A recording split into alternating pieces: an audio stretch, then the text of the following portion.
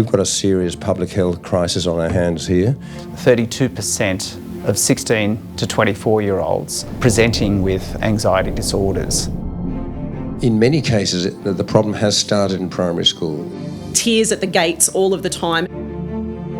Student anxiety and confidence was becoming an issue. So was staff wellbeing. I had noticed, 44 years in schools, the rise of anxious behaviours in some of our students, but the reactions from some teachers and some parents was actually entrenching some of their behaviours. Michael came to an APA board meeting and did a presentation.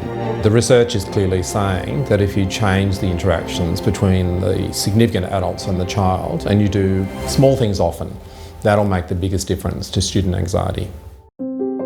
I thought, this is spot on, this is something we've needed.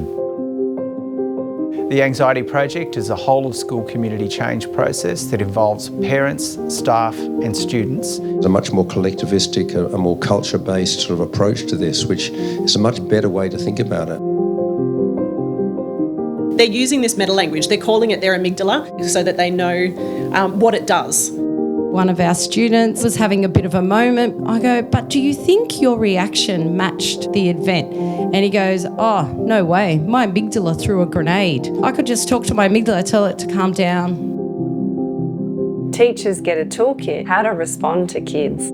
It gets everyone around the child on the same page.